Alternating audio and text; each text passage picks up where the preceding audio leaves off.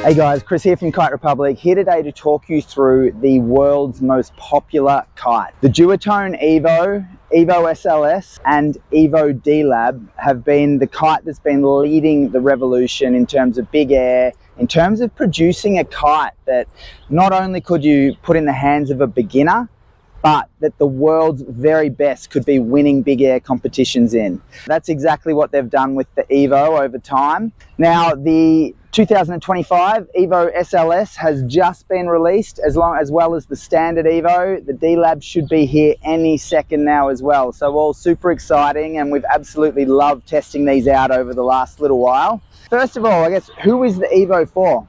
The Evo is a kite that can definitely do everything well and really excels in certain areas. In terms of flying characteristics, it's incredibly predictable, but you can absolutely reef it and get that kite twisting and pinging out of turns.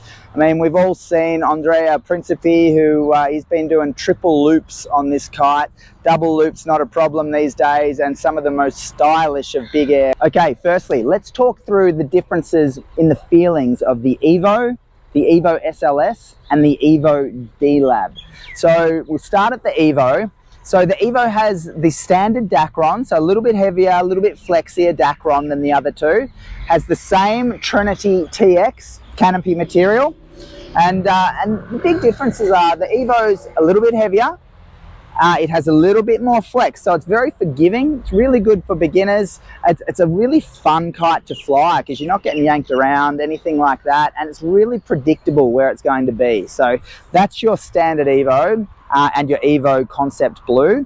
Then on the Evo SLS, we jump up to the Penta TX leading edge and strut material. So the frame is Penta TX. It's a slightly stiffer, lighter, and therefore it's a more reactive feel to the kite, to what we get out of the standard Dacron with the Evo. The canopy material is the same for a majority of it. So again, that's the Trinity TX. It's got 3x2 strands.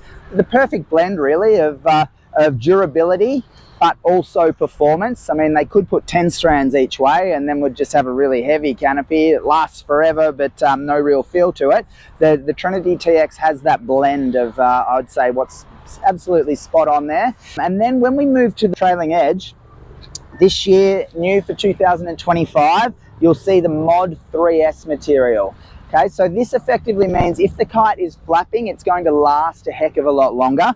There have been a lot of brands have tried to do this over time, and they've done it in different ways.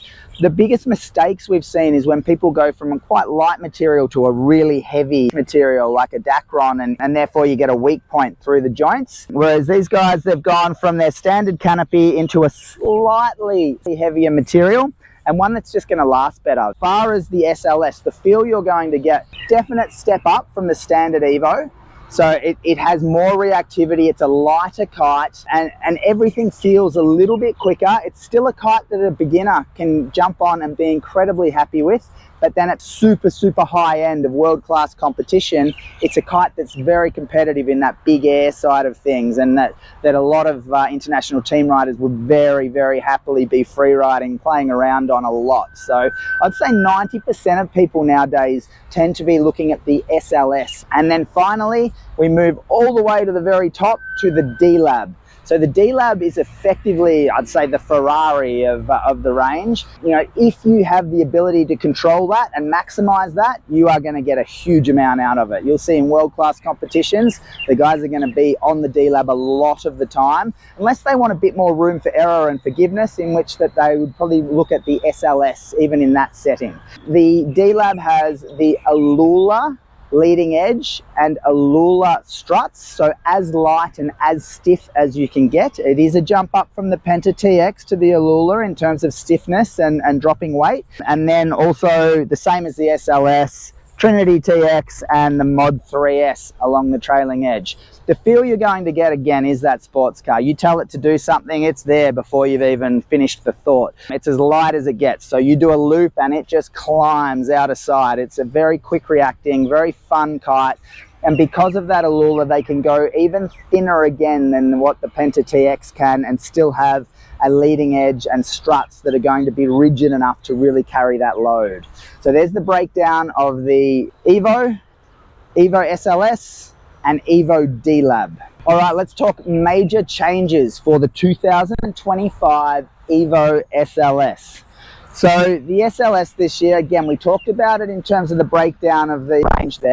At the trailing edge, you will see that it has the Mod 3S material, just for longevity, durability. So as well as that Mod 3S material, the actual trailing edge has been tensioned a little bit as well. So that will really cut down on the flapping, make it more efficient through the window without having a flap and having something to, you know, break that flow as well. So that tension will speed it up a little bit, make it a little bit quicker out of loops. The major difference though for 2025, and the thing we're seeing the biggest difference is the changes in the bridle. So they've now moved to a 6-point bridle with a horizontal feel to a part of it. So the 6-point bridle has led to getting a lot more connection with the wingtip. So when you're telling it to do something, when you're overloaded, get a lot more feedback of what's going on there. The major bit though we're seeing is when you are depowered, typically you're overloaded or you're telling it to do something and you're not all the way in. When you're overloaded, you'll find that when the bar's out,